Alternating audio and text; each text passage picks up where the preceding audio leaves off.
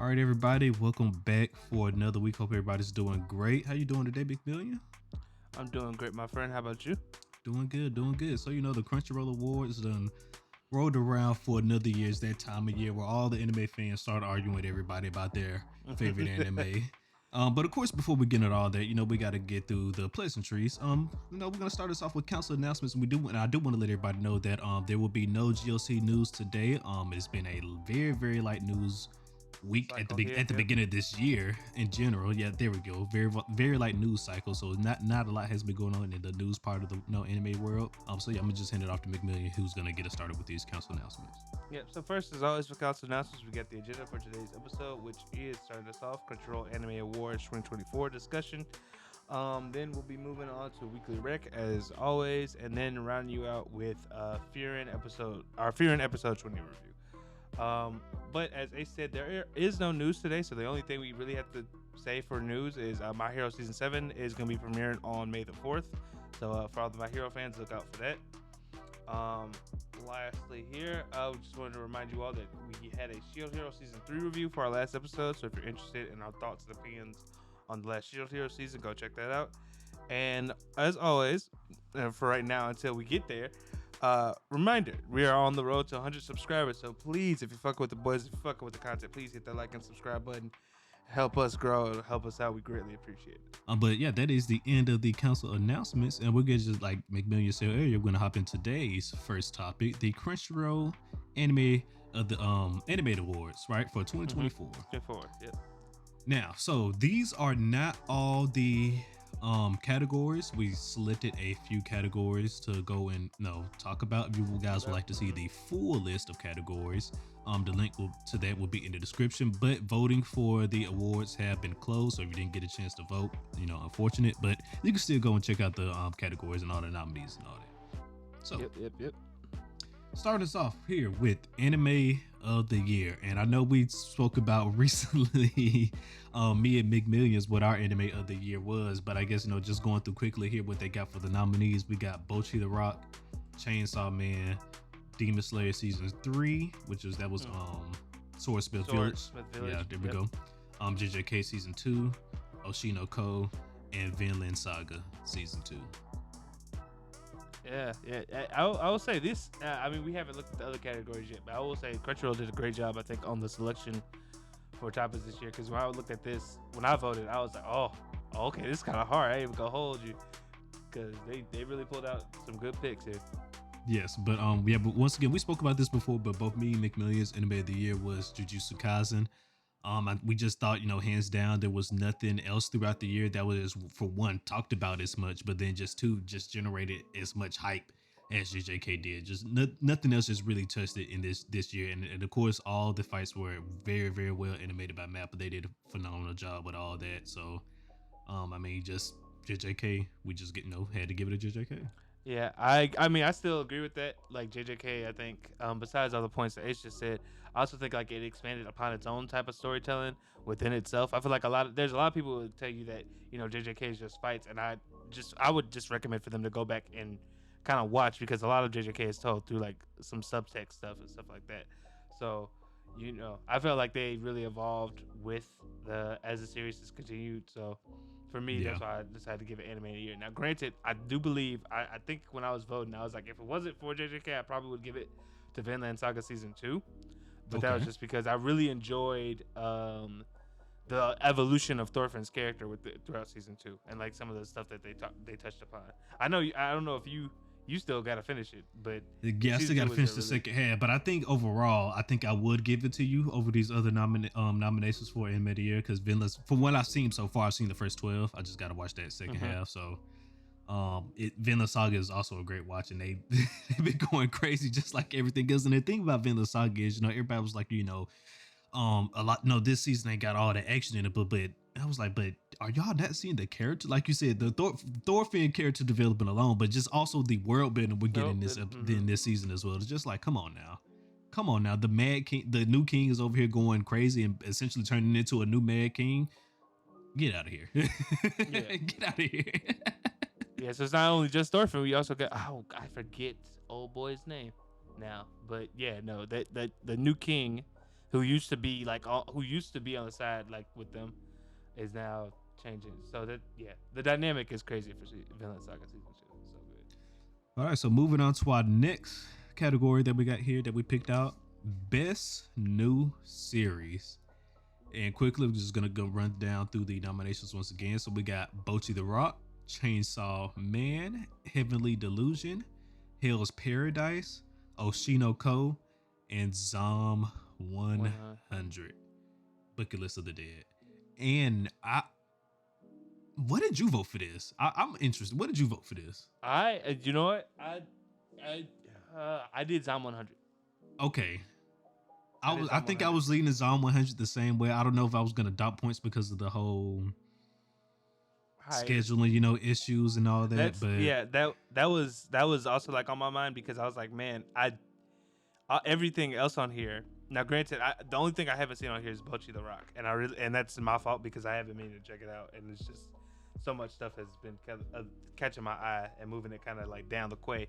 But Zom 100 was, when it first came out, heavily talked about. I really enjoyed, every episode I enjoyed, and even when it came back, I still enjoyed the episodes. But I was in my head debating should I docket points for that hiatus that came out of nowhere and everything, because I was like, the other animes on here I also really enjoy, like Chainsaw Man, Hell's Paradise, Oshinoko, Heavenly Delusion. I was like, man, this is really hard, but I think I had to give it to Zom 100 simply because I was like, it stayed, even through hiatus, it stayed on the top of my mind, just like that. And I feel like that's such a strong thing. So Zom 100 sparked a new sense of fun for me this year, right? Because like I mentioned how it felt just like an anime version of Zombieland. And Zombieland is, if you guys don't know, it's this old school time. Well, not old school movie, but it's, I guess, considered now. We can call it now old school. But it came out around early to mid 2000s. So I mean, some people would probably consider it old.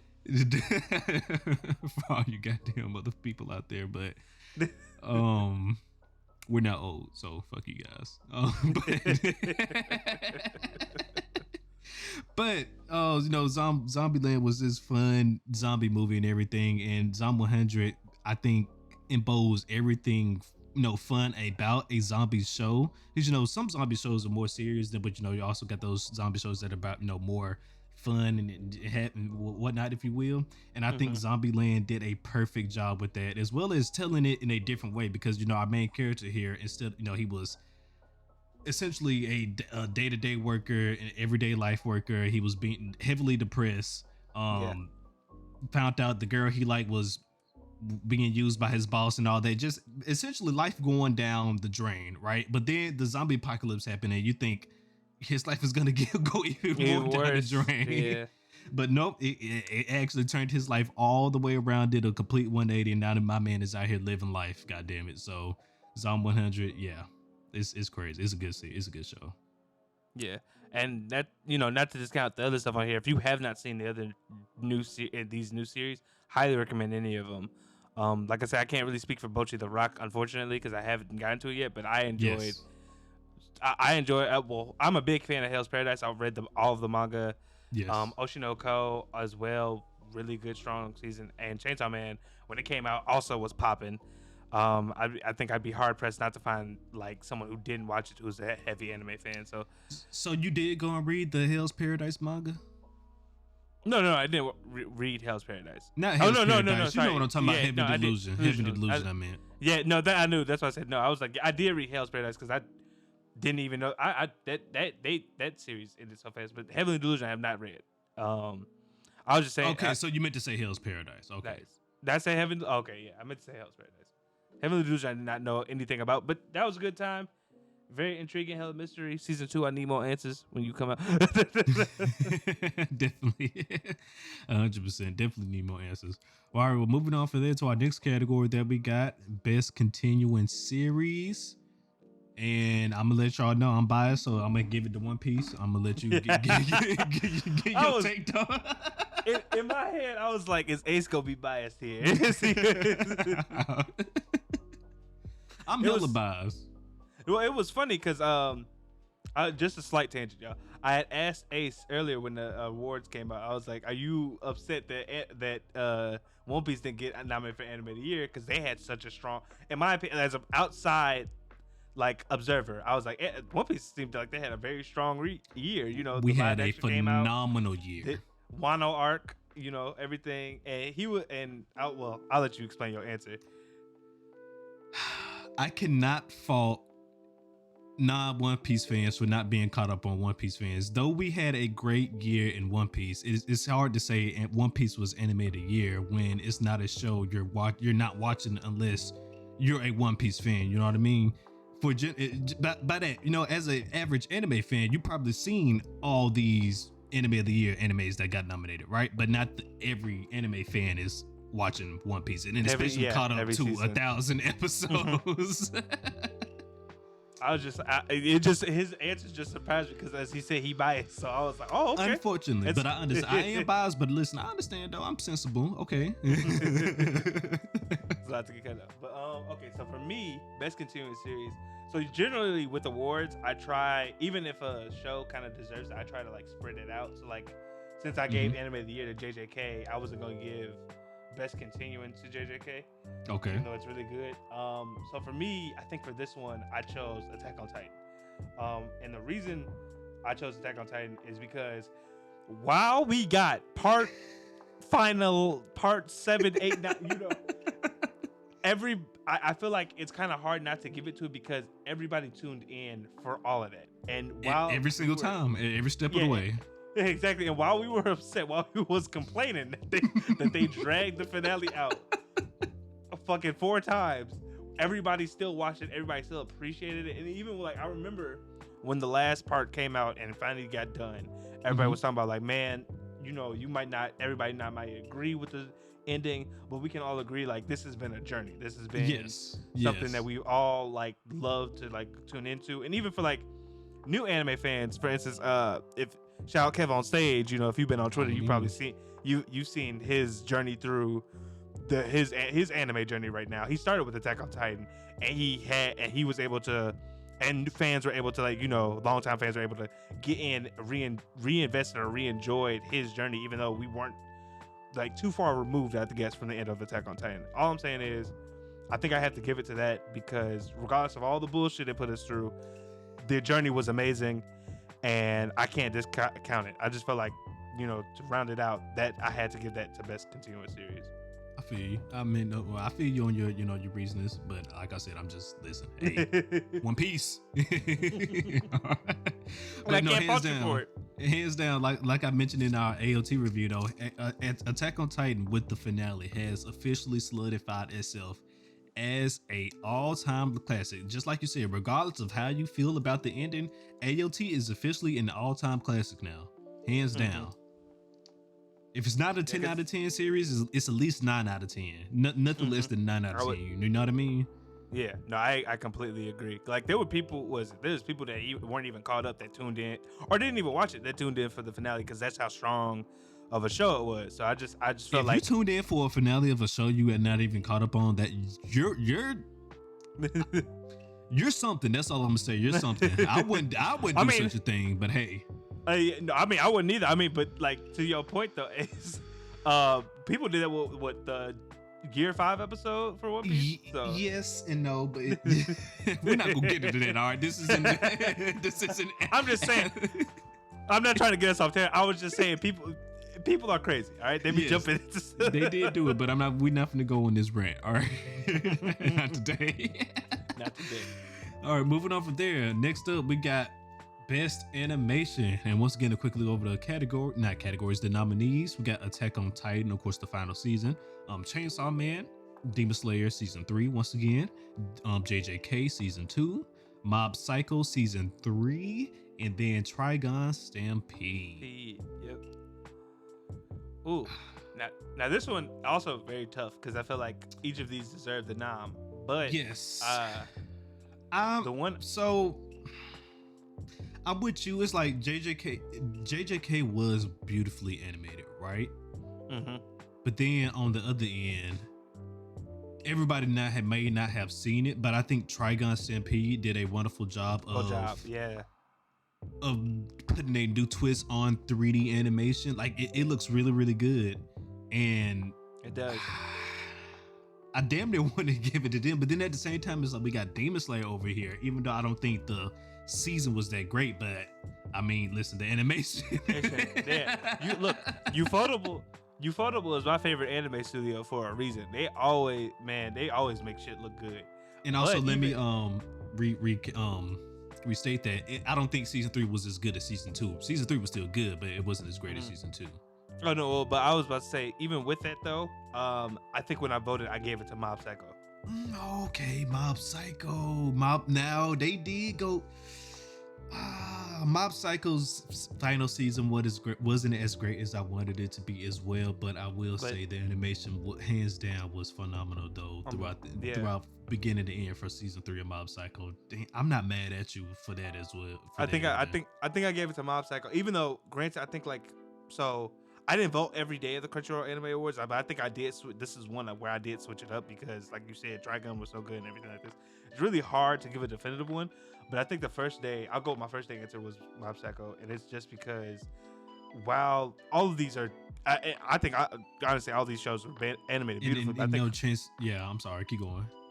I think Mob Psycho kind of just stood out to me because of just how striking it was without being like too flashy, in my opinion. Like Mob Psycho definitely has a bit like it hits you with color in such a, in my opinion, a unique way 100%. that like it's just very striking to me. So I think that's the reason like I went ahead and gave it to it, because it was just like I'm blown away by how how Mob Psycho, one moment we're going through a very mundane scene, and then the next moment you're hit with like a million different colors to like describe like Mob's mental state or like a battle or something like that. Like they use their their color technique or whatever, the way they use their animation is just very striking. So for me, I think I gave it to Mob. That's the reason I gave it to Mob Psycho. So what about in comparison to Chainsaw Man? Because I feel like that was pretty well animated, especially the way they use CGI in this series. I know a lot of people may not necessarily agree with CGI and stuff like that, but I think Mappa handled it very well in Chainsaw Man. I think the reason I didn't give it to Chainsaw Man, and Chainsaw Man is very well animated as well, is there are times in Chainsaw Man where I feel like they kind of dropped the ball on some stuff, but that could just be me, a person who read most of Chainsaw Man, kind of like being like, picking your favorite moments and stuff. So that's why I was just like, maybe that's why. But like also, like you said, the CGI thing, that they still did a really good job. But like I will say, there were certain things that did where I felt like they could have done it a little bit better on, but it was still very strongly animated. Okay. I definitely, I'm feeling everything you said about that, especially going back to Mob Psycho 100. I think I definitely agree with you everything on that. So I'm gonna have to agree with your pick and your vote for Mob Psycho 100, but definitely give a shout out to both Trigun and Chainsaw Man, because I think the way they went about doing the animation for their shows, they did it in new ways and they nailed it. You feel me? Yes. All right, so moving on from there, and this is a hard one, and I'm gonna say it right now. This is a fraudulent list already because there's no Frieren on this list. There's no Frieren on this list. Yeah, this is fraudulent. I was definitely about to ask you, why the hell is Demon Slayer here? Well, technically, I was also confused because I was like, technically Demon Slayer. I don't give a fuck if it's technically counted as a fantasy. Why the fuck is Demon Slayer here? That's what I want to know. I don't care. It's not a true fantasy in my sense. When I think fantasies, I'm thinking Dungeons and Dragons. All right, that type of stuff. Yeah, magic system, stuff like that. I mean, because technically.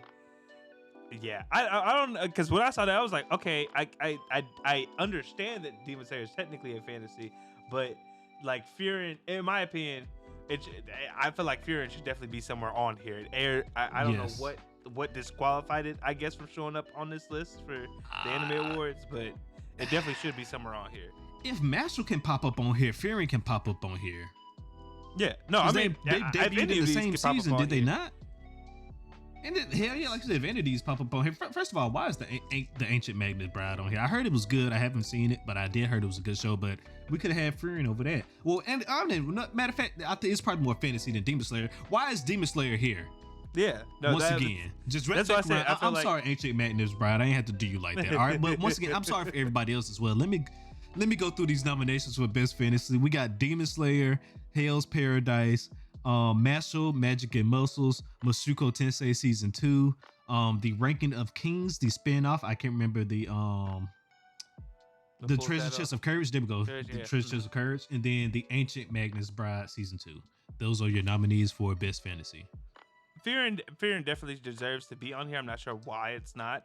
Yes. Considering it premiered last year, and I feel like if you granted, I know it's continuing into this year, but like I feel like if you premiered last year, you definitely should get a spot. Okay, so let me ask you this.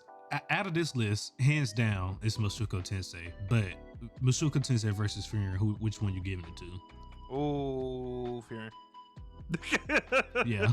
I think I'd give it to Frieren. Only because, and I don't want to say like season 2 is bad. It's just like in comparison, Frieren has done so much. Like even if it was like, if I'm judging off of like the first core, Frieren did so much with that first core. Yes. As compared to like Mushoku Tensei season 2. Like granted, I really liked it because it was like Rudeus's like journey as a character. We got to see him be more vulnerable and all this other stuff. But like Frieren had me like, you know, learning about magic system and what time does on magic, how like a world that operates with like demons and stuff like that, how that all works. Like Mushoku Tensei went to a magic school, and I felt and I didn't get to see Rudy do shit really in the magic school other than trying to figure out why he had ED. And again, while that was like a good character journey, I don't, you know. Oh yeah, it was. I'm with you there. It was a missed opportunity to do some more cool stuff see some other cool stuff from other majors as well. We're in a school full of magic users. Like, show me something. You know what I'm saying? Like, let me see something. But yeah, 100%. Yeah, Frieren definitely is my fantasy of the year. I don't know why I didn't get a nomination, but if we're picking out of the, you know, the nominees that they did go by, it's definitely Mushoku Tensei season 2. Yeah, and just based off fantasy, because technically I want to say I liked Hell's Paradise season a little bit more than Mushoku Tensei season 2, but I feel like for fantasy's sake, Mushoku Tensei hit more of like the fantasy genre type stuff than say Hell's Paradise. Or even or the stuff on here. Unfortunately, I have not checked out Ancient Magus Bride because I have heard great things. So like for instance, if that win, like, you know, come the awards, if that wins, I wouldn't be like surprised or anything because again, I haven't watched it. It would just make me probably go watch it more. But out of the stuff I know, Mushoku Tensei season 2 out of this. All right, hands down. But Frieren is the true choice. yes. Frieren Supremacy. All right, we've been screaming it ever since Frieren started. She is the true champion of fantasy shows right now until further notice. All right. Moving on from there, our next to last category that we picked out here, best action, and our nominees for best action are Attack on Titan, Bleach 1000-Year Blood War, Chainsaw Man, Demon Slayer, JJK, and One Piece. And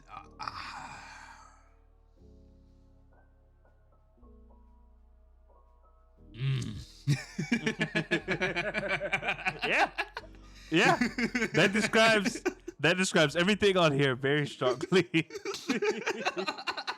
Because when I looked at this, I was like, man, this is very unfair. Because all of these, I felt like had very strong action sequences, even as like in their own rights. Even like as a non-One Piece watcher, I was like, the clips I saw from this season of the Wano arc were very strong. So I was like, it's really hard even then, even like not seeing it. But I think when I did this, I knocked it down to two things that kind of stuck out to me, which was Attack on Titan and JJK.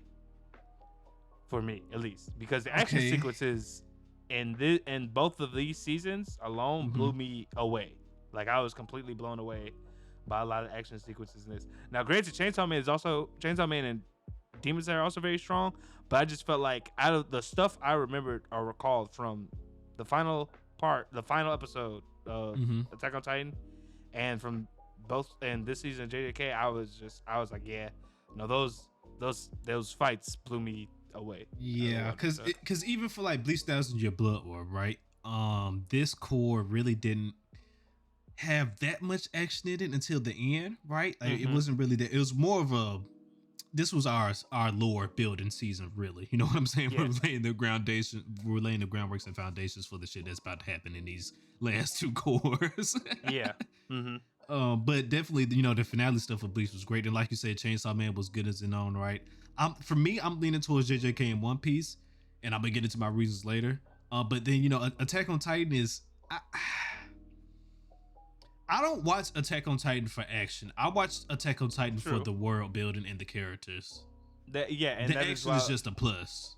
No, and I agree with you because I was just about to say I think that's why if I remember correctly, in the story of AOT specifically as well. You get what I'm saying? Mm-hmm.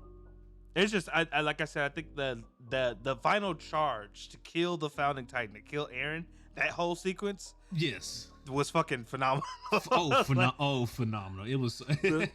So that's why I think I was like, yeah, but like to your point though, that's where the second thing came in, and that's why I think I like when I voted for, I think I chose JJK because I was just like action wise, like they completely the fucking Itadori versus Mahito, Nanami against I forget that blonde boy name, Toji, Megami, Toji coming back and fighting the disaster curse, like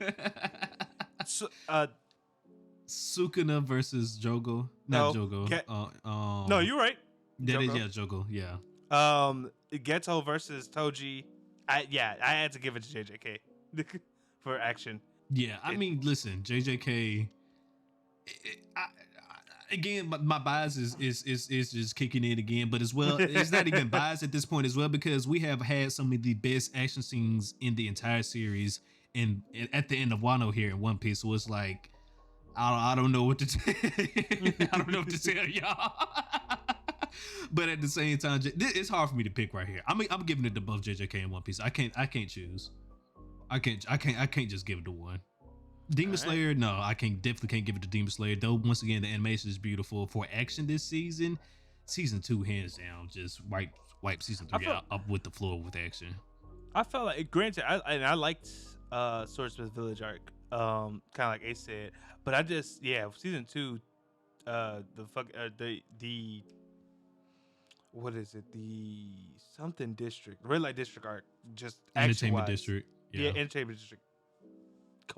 Far gone and above blew shit out the water because that was it. The fight between Tanjiro, Tengen, and oh man, I'm blanking on his name. Yeah, I remember his sister's name. 6. But Upper Moon 6. It was fucking that got clipped for so long. I don't remember like I'm trying to remember exactly because after that episode, I still saw scenes of that for like I want to say an extra month on Twitter and other hands down. Media. So like. But like season 3, I feel like the thing that was most that we got out of the Swordsmith Village arc for Demon Slayer was the stuff with Nezuko at the end. That was about it. And like the other story points they hit on, like Swordsmith Village was a very much like kind of expansive season more so than like an action heavy one. Yeah, because I mean we had 2 Upper Moons come in this arc that we had to face. Upper Moon 5 was taken care of by the Miss Hashira like it was nothing. It wasn't even a fight. You know what I mean? And then Upper Moon 4 versus the Love Hashira, we basically didn't even get to see that fight. You know what I mean? So it's like, what was even the point of that? Yeah, like I said, I feel like this like if you were to Swordsmith Village season was a little bit more of just expounded on characters and like a little bit more of the lore of the world of Demon Slayer, like the whole thing with the special sword, and then finding out about like the first Demon Slayer and like the sun breathing. So yeah, 100%.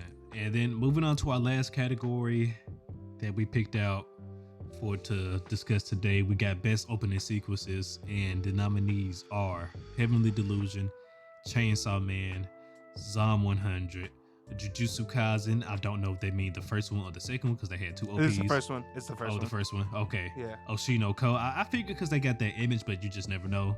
Oshinoko, and then Hell's Paradise. Yep. This is And I'm not gonna hold you guys. This is a tough one because one. Yeah. all six of these OPs are phenomenal. All six Mhm. of them. All six of them. Of 'em, yep. They could definitely like just pull them out, put them in a playlist, and it'd be banger after banger after banger.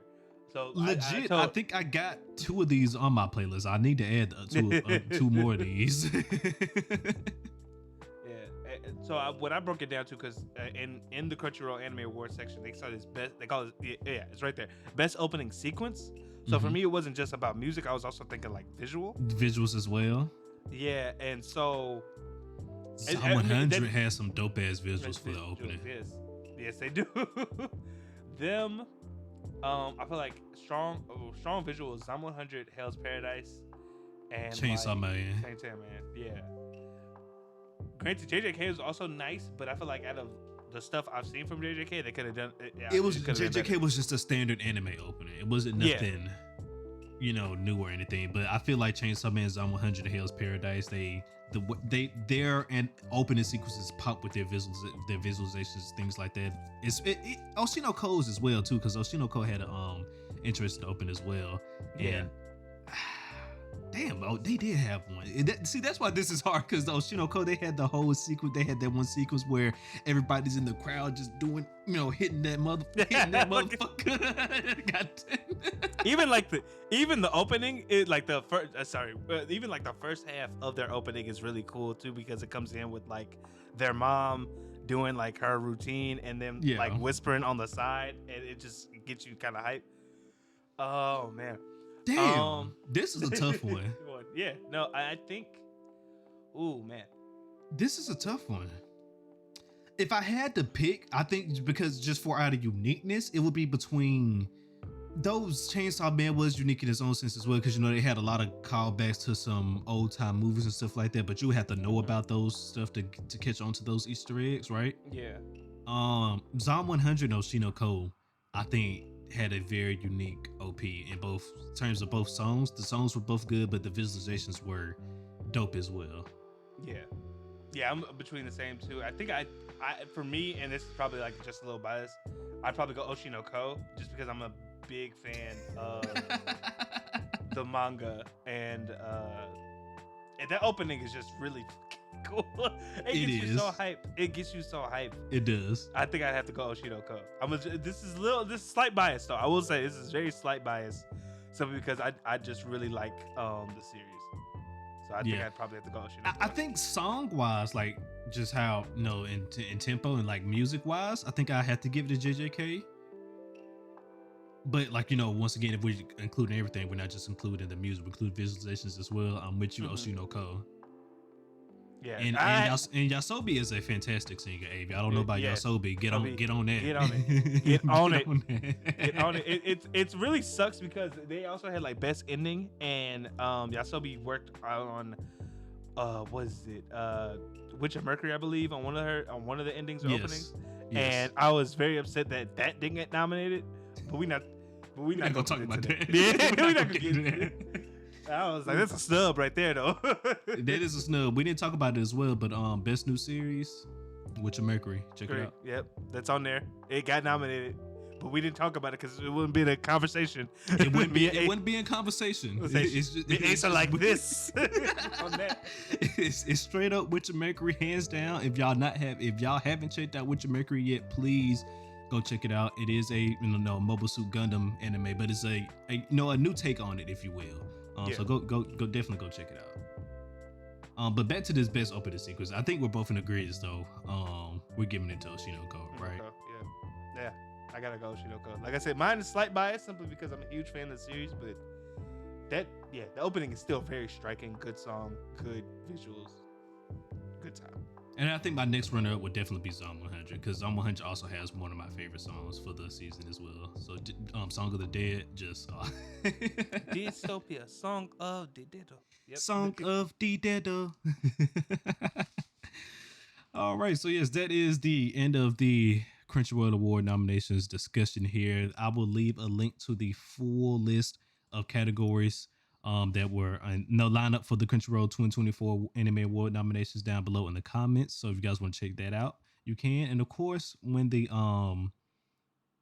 winners for all this stuff gets announced, we'll probably talk about that as well. But yeah, Yep. so moving on to our next thing, we have our weekly recommendation, and I'm gonna hand it off to McMillian, who's gonna give out this week's weekly recommendation.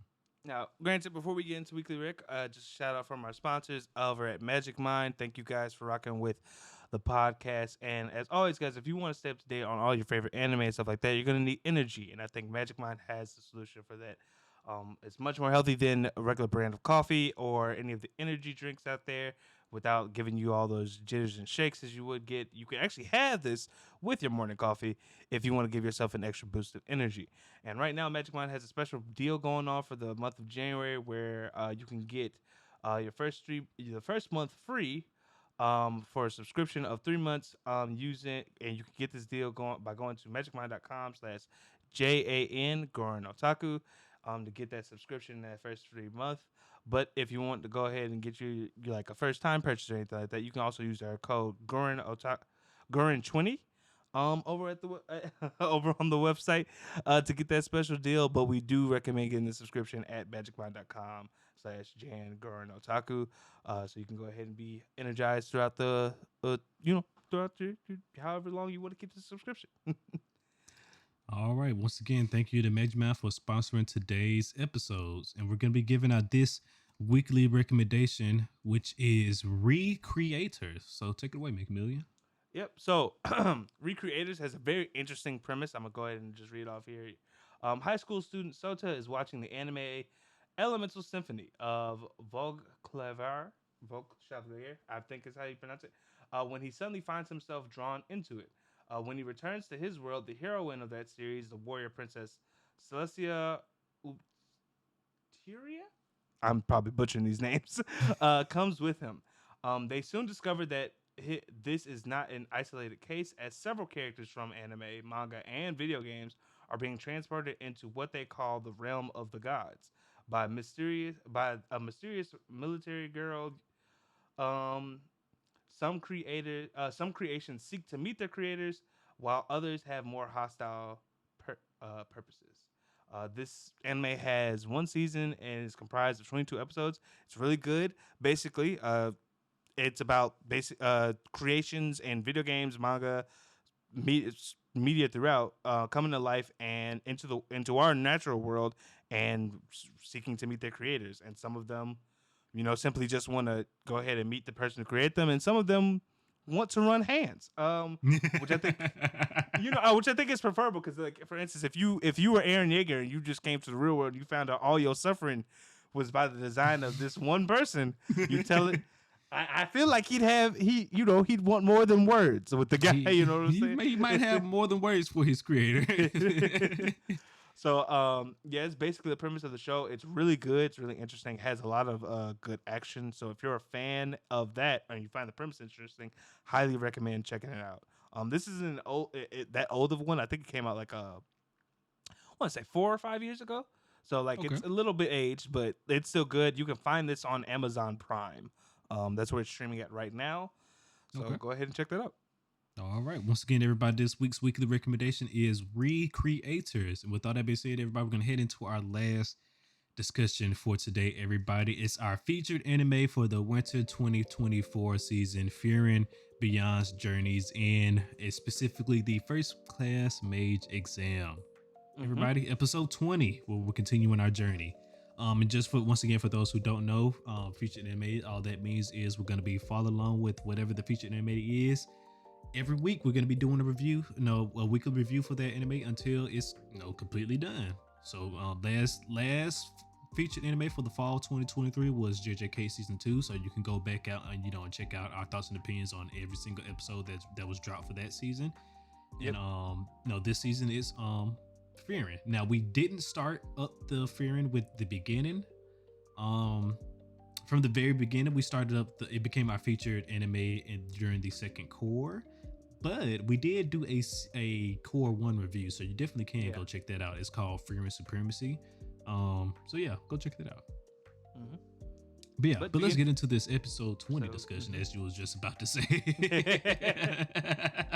I was on the same time. But episode 20, Necessary Killing. So basically, where we last left our characters off, they were, had captured their Frieren has captured their shield. We saw Frieren capture their shield, but both two teams basically came to try and steal them. And I'm glad to say, within the first couple minutes of the episode, we found out first team basically beat the fuck out of the other team, real fast, real smooth. But I did want to touch up. So we found out that basically one of Fern's team members, Yubel. Well, actually, we found out what both of her team members can do. But we found out Yubel's magic seems to be. I'm not sure if it's like wind based, but that's what I was thinking as well. Something like wind based. Yeah, it seems like she can cause basically like slashing attacks to happen for within like a certain radius of her. I think they said like 5 meters or something. Yeah. And if it wasn't wind magic, I was thinking it was something like spatial magic, but I figured maybe spatial magic will be a little bit more visible, right? Mm-hmm. So that's why I think I was leaning a little bit more towards wind magic. Yeah, but we got to see like her encounter this guy who basically his interest. He had like sealing magic, and he was trying to the way he was trying to make it give up was like, hey, if I seal you, I can instantly kill you. But we found out like he had a hesitation to killing, even though he was a part of a mage army in the north, which I thought was very interesting. How that all seemed to work out. Yeah, that was a very interesting take on his character because, when we first got introduced to him, he was this, big killer and all that. This guy, a big war general, was there, war hero. He's seen a lot of blood and battles and stuff like that. So, he killed a lot of people. And then you come to find out that his actual spell can be used for killing people as well. Like it's one of the perfect tools for killing people. Yeah, because it stops you from moving. Completely stops you from moving and disrupts your flow of mana, right? So you can't even use spells. It's not just binding you, it's also stopping you very effectively from getting out that binding by messing with your magic. So it's like a win-win situation. Like, you get caught by this, you're essentially dead, right? But just for it to do the complete 180, we found out that he really uses his magic because he kind of does. Even he kills only when he really has to, but he doesn't really like killing though. Mm-hmm. It takes him. So I thought that was a nice twist on his character.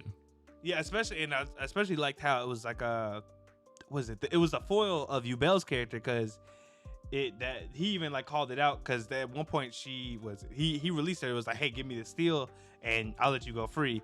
And she tried to do a fast one by throwing the steel up in the air and trying to like hit him. But she could have gone for. He even said you could have gone for the kill on that, but you went for my eyes instead. Only people who enjoy murder would do something like that. And I just really liked how they kind of had a foil of each other, where she was like a killer and he was like, she was the other spectrum of the end for a killer, like just killing for no reason, no remorse at all. Where he though he is a killer, is for a reason. He's not doing it because he necessarily wants to. He's more doing it because he has to. You know what I'm saying? Yep. And if not for Fern, well, I'm about to say, and if not for Fern, he would have carried it out. But luckily, Fern came in and stopped both of them really, because after he was like, Fern had lied, and it was the funniest thing too, because she lied to him. And then about killing his friend, and then when he showed, he was like, "That girl lied as easily as she breathed." She showed up, basically threatening him, and then Yubel was about to. After he turned around, Yubel was about to take a final strike, and Fern was like, "Hey, you don't got to do that. It's over." It's a woo one. You ain't gotta do all that. You ain't gotta act like that. You're bigger than that. We won. All right. So what do you think about Fern completely dismantling her opponent? That was just funny simply because that girl did not expect that. She was like hitting it with defense, but she was, oh, this is just basic attack magic. And Fern just out here launching fucking 6 spells at a time. Like, whoa, calm down. She's like, well, wait a minute. It's simple attack. How is she firing off this many spells so fast? She's just like, damn it, I can't keep up with all of them. No, you can't keep up with all of them. She has that realization. I'm gonna be overwhelmed. Yeah, you're about to be overwhelmed. Yeah, this is exactly what's about to go down. You also can just see the straight raw power behind her attacks as well, because it's that massive crater. What do you call it? Crater. It's not necessarily a crater, but we'll go with it. That massive crater that she made from her attacks and stuff like that. It's just ridiculous. Yeah, I was I liked it because when the guy showed up, he was like, "How did?" She was like, "I was overwhelmed." And he was like, "Yeah, I can see that," because she was just lying in that track, all the trees destroyed and everything. He's like, And "Oh no, I was, believe you." I believe you. I don't need no explanation. My girl said she did this all with basic attack magic. You probably don't believe me. He looked around. No, I believe you. He was like, I wouldn't want to mess with her. That's what he thought to himself too. He was like, no, I don't want to mess with her. Yeah, and then finally we get to see with their final teammate who had really interesting magic, but just had the wrong, had probably like the worst matchup because he was able to so the last teammate that Fern's enemies Off-brand Gara. It's an off-brand Gara. All right. Well, yeah, instead of sand, he had like could turn. It seemed like glass, I guess or something like that. I think. Yeah, it was, metal. Right? Yeah, but he could turn like the flower petals into it. And I was like, oh, Yeah. that's kind of cool. Like you could turn other objects into it.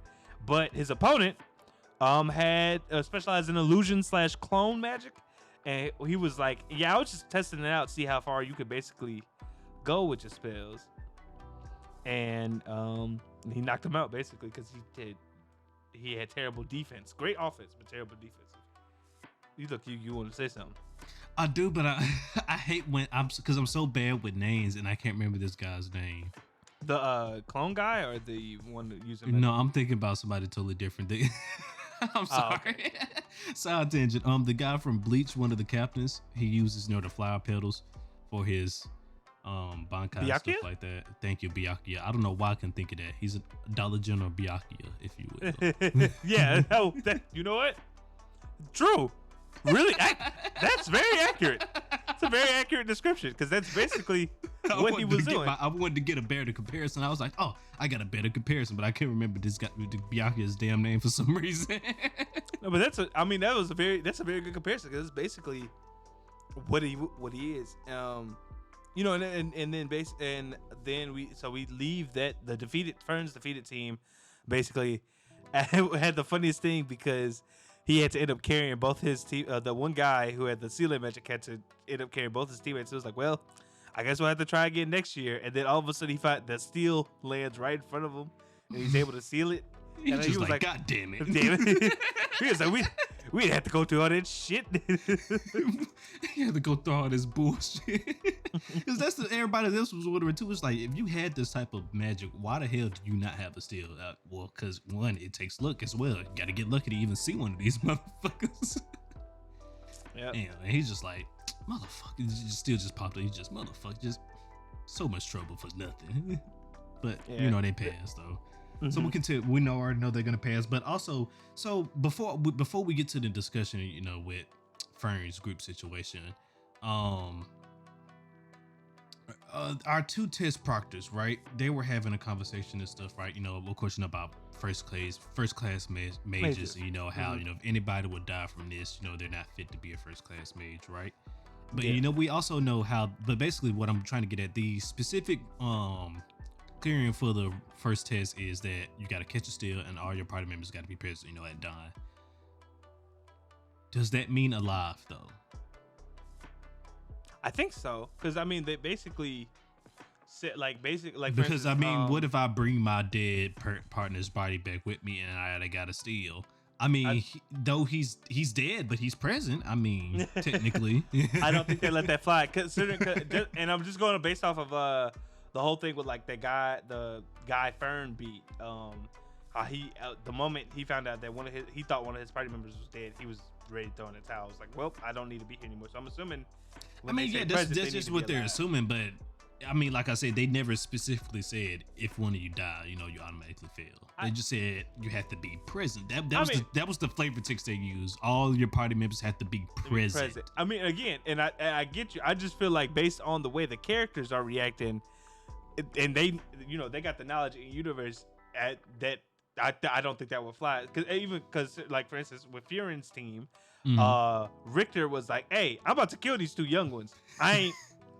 I'm not giving them a chance to pass. All right," he said, "I'm straight murder." So I would think just based off of that I don't think you know, bring it if you brought your teammate's body back, that they'd be like, okay, cool, you pass. You two can continue. we'll bury him. I don't think they do that. I don't know, man. I'm just saying because if he died, that just means he wasn't fit to be a first class mage. I'm still alive and well, and I got my steel. So and I mean, I got a steal. I don't know. Maybe they might cut you a deal. They might cut you a deal. They that's might be all like, I'm saying. And I even brought his body back for you. He's present. I mean, but speaking of first class mages, though, we found out a little bit more reasoning of some special privileges that first class mages get that we did not know about at first. And we get some more lore, if you will. Yep. We even now know the name of that mage, the elf from the opening. Yes. And so apparently, besides the fact that like you can get into the Northern Lands being a first class mage, if you gain the rank of first class mage, Sari, who is the founder of the Continental Mage Association and the elf from like the opening, she apparently will give you knowledge on spells or even a new spell that you might not have never heard about. She grants you a wish on any single spell that you want, and as we all know, not as we all know, so let me finish my statement. So she grants you a single wish on any spell you want. And the guy that was talking about this, he mentioned how that all the first class mages are basically monsters that don't even resemble humans anymore, right? Yeah, and I thought one thing I wanted to point on that when he talked about it, it was basically the test proctors, and it was only like 3 of them. And so I was like, does that mean that like currently there are only like 3 first class mages in the world besides? No, remember they said it's 4. They said it was like 40 something, right? First class mages. It's about 40 first class mages. Yeah, and something around that line. It wasn't a lot, but it was more than just like it was more than single digits. Oh, okay, because I was like when Richter brought it up, they only flashed like I'm assuming the test proctors, because basically two of the 3 people they showed were the test proctors. So I was like, are those the only ones? Like I thought it was more. Okay, but back in that the episode where they first come into Arbiter and they're registering to take the first class mage exam and they're going like by all the breakdowns and stuff like that, they mentioned like how many first class mages how many mages are in each class essentially, and it's not a lot of first class mages of course, but it's definitely more than single digits. Okay. I mean, like I said, I was just going off of that flash because I was like, damn, this is an exclusive club shit. Yeah. But I mean, I guess, what do you think about that? Because now that adds an extra layer or even potentially extra enemies to now face inside our world of Frieren now, besides just demons.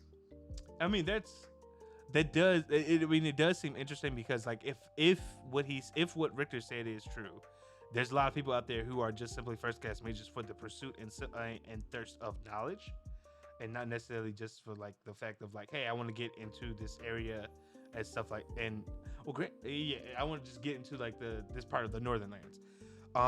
And it could mean like, as you pointed out, there could be more enemies once they make it to the Northern Lands than they just thought of just say demons. It could be other people who want to test their skills out against another first class mage, or acquire the knowledge that other first class mages have. So it's just that's interesting. But I also think like it adds another layer of motivation, I think, of like what someone will be willing to do in this exam, because as Richter pointed out, this is more than just status now. Like this is people are here power as well. Yeah, exactly. People are here to gain something that could like change the world potentially, because we don't know what type of spell Sari might give you. It could be life change. It could be world altering. And it was said to be that Sari knows all spells in existence as well. So that's even crazy. It's essentially like a mage god, if you will, right? Yeah. If there ever was one, she's essentially like a mage god. So what do you think about her? Do you think she's trying to like? Okay, well, no, let me rephrase my question. Do you think she's gonna become an antagonist, or she's just like maybe like a third party factor? She might necessarily be a main antagonist, but she might be doing her own thing. That's a good question, because one of the things Richter also pointed out is that Sari is looking for people, strong mages like those who existed during the time when like demons were running wild, basically like before Frieren and her part, like before the heroes party came and put the demon king down. So it's interesting because up until this point we think Frieren and Flamma were basically like the strongest mages ever, and then we hear about Siri. So like there could be some tension, when if Frieren gets like this first, it does get the first mage thing, and then they meet, and we find out that Frieren actually knows more than Siri, or Siri doesn't know as much as like she lets on. There could be some issues there, or it could spark some tension.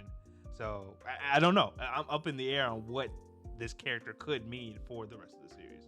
But that's a good question though. Because I mean, she could play like this omnipotent type character where she doesn't necessarily meddle in, like, she's the reason for a lot of BS that's going on, but she's not necessarily directly have a hand in what's going on. She just gave them the powers to go and fuck stuff up. Yeah. and unfortunately they decided to go wreak havoc with the powers she gave them. And I'm assuming, there's at least maybe one or two first class mages that, using their newfound powers for good. And I hopefully, not every first class mage just went crazy with power. You know what I mean? It's interesting. And I think another thing like this episode kind of shows is that there's because of this wish thing, there's a lot of mages who are simply out there for themselves. I mean, granted, they kind of already hits that with Dinkin. Well, actually, yeah, I think, that is the case, because like we mentioned, old boy that was telling us about this, how he told Dinkin, like, Dinkin, you're the type of people who don't care about, the privileges of being a first class mage and stuff like that. So I guess there is maybe some first class mages that have, some mages that have attained first class, but they don't necessarily care about the rewards and privileges. Like, they'll still accept them, but it's not necessarily why they did it, though. Did it, yeah. So, like, there could be people who haven't even called that in that wish favor, who maybe even that. It could be some who haven't even called in that wish favor, or if they did, it was more tamed. You feel me? Compared to the other first class mages. Yeah, I mean, but time will tell. What mage wouldn't want any spell granted to them? You know what I mean? Yeah, I mean that's what Richter was saying. He was like, this is basically like wish granting for any mage in existence, really. But like, I mean, we don't know. It's interesting because we rarely know of anything going on in the North besides like the whole the war. So there could be wizards out there in the North doing wild shit with the magic which they were granted, or some other 100%. Things.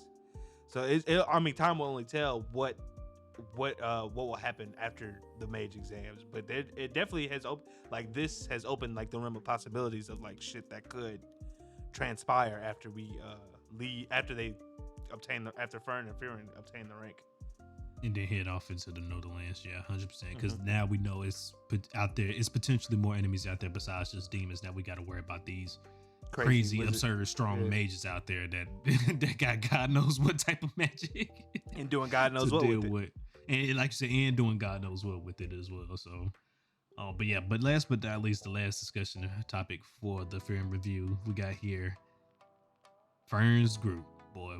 So, last time we met them, they pulled up on Fern. Old girl pulled up on Fern's group. It looked like she has teleportation magic. I think that's what we found out. It was like speed. It was like, was it speed magic? Yeah, I thought she said it's teleportation. Well, she has some type of magic, right? That allows her to move at fast pace. Yeah, and it's like, go back and clarify that though. It's a special magic that only like people in a certain region use. Yes. But the problem with it is, this is the thing, because Denkin and Richter showed up to slow Frieren and them down, or like potentially beat them, because the girl isn't skilled even after she uses the spell, she can't necessarily erase her trace of like where she went. So you could track her by sensing her mana.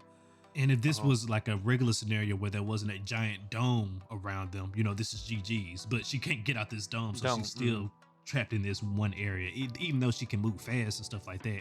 And in that spell also probably takes a lot of mana as well. You know what I mean? She probably just can't constantly spam that at all times. I'm pretty sure it takes a lot of mana, which is one of the reasons why Dinkin was worried about Frieren, tracking her down. And then let me just say that, boy, Dinkin want all the smoke. Dinkin want all the smoke. Dinkin pulled up, said, I know exactly who the fuck you are. You are, yeah. Frieren, the legendary mage of the heroes party. And guess what? I still think I can win. Let's get it. and that's so interesting because Dinkin is a person that's like, he also proved in the same breath, because he's just starting to Richter, like, killing them is unnecessary. We just gotta like knock them out or stall them until like the exam is over. And but it's just so interesting to me. He has such as a character who does not care about the fame, the fortune, and stuff like that. he is legitimately like he was so on it though for Yes. Frieren. He was like, I can take you 1-on-1. It's just insane. My boy said, "Hey, Dick, can hold her off for a minute, while I'll take care of these." But just even think that there's another mage that can even hold off Frieren like this, even let alone a minute. Just I think this is gonna be a crazy next episode because I think Frieren might have to actually start showing some stuff because Dinkin look like he for real. All right. Well, I mean, because we talked about it last episode. There's only been like a handful of people who have beaten Frieren, and she has even said like humans have done it before and stuff like that. So it's not like impossible. Yeah. But I am very interested to see what as we said last time, what does a mage who can beat someone who's lived over thousands of years and has learned from what people believed was like the best mage in history. Yeah. What does he look like? What does he do? And so I don't know if we'll find out next episode, but I am really looking forward to this altercation, even with Richter and Frieren's teammates, because I'm just like, that's a 2v1 situation. And the shit he did at the end of basically raising up half the fucking arena was insane. I was like, I've seen this in the show before. I can't remember what show it is, and so I can't get my comparison. But yes, but that was fire though when he did that, because I knew he had some type of earth powers, because when he was about to do his spell attack the first time he touched the earth, so I was like, okay, he got some type of ground powers, right? But just to see it on that scale though is almost like a giant plateau out of that giant area that we're already in. You raise another a mini section out of that. It's just ridiculous. Just raw strength once again, just being shown off here. Ridiculous. Yeah, so I can't wait to see what happened next. I've seen that exact like sequence before, like the exact same scenario played out. Multiple parties come up, we split them apart with the raising levels and stuff like that. I just can't remember the show it is. Oh my gosh, I hate it. I've watched so many different shows, man. The only thing I can think of that I remember that somewhat like is the same would probably be like Avatar, with earthbending and stuff like that. Maybe I can't remember the Avatar Lone Lies. I can't remember the exact moment. Before. Oh yeah, definitely. Which is why when I seen that, it also felt very nostalgic, because it felt like I seen this sequence before, and it just like, oh, it's time. Yeah. Oh yeah, but yeah, like I said, my boy Dinkin, he looked like, listen, he not scared. He already knew who Frieren was, and I'm also glad we did get confirmation that basically every real mage in the modern day mage, does know who Frieren is. Whether Frieren may have not known it, but Frieren did make a name for herself, and the mages, they do know exactly who she is. Yeah, they might not recognize her off looks, but if you mention if you name drop, probably they got it, which was nice. But yeah, next episode looking like it's gonna be real nice with Frieren versus Dinkin. So yeah. Gotta wait and see that one. Man. All right. Well, next episode should definitely be a time. Once again, it's going to be Dinkin versus Frieren. And that is the end of today's discussion. Please let us know down below in the comments what you guys thought about this episode of Frieren episode 20. And we'll be back again next week to discuss episode 21 of Frieren. So with all that being said, why don't you go ahead and take us on out of here, McMillian? Yeah, well, all that being said, guys, appreciate you for watching us listening. If you want to stay up to date on all things about the council, consider following us on our social media. That is at Gurren Otaku's on Twitter and at Gurren Otaku Council on every other social media platform. If you want to make sure you're staying up to date on all the episodes and everything, as always, we're still on the road to 100 subscribers. So if you're watching us on YouTube, hit that subscribe button, hit the bell notification so you can get the stay up to date on all the notifications when we upload. And please like the video if you dig it. If you're on the audio only platforms, like I said, appreciate the continued support. Hit the follow button so you can stay up to date with the show, as well as like leave a review. We really appreciate it. It helps us grow. And also, like I said, road to 100. Not saying you gotta watch us on YouTube, but if you go over to YouTube, hit that subscribe button real quick, we will greatly appreciate it. With all that being said, guys, the season's still going strong. We'd love to hear what other animes you guys are checking out, but continue to enjoy anime, continue to try and stay warm this winter season. This is Gurren Otaku Council saying meeting adjourned, everybody. Peace out.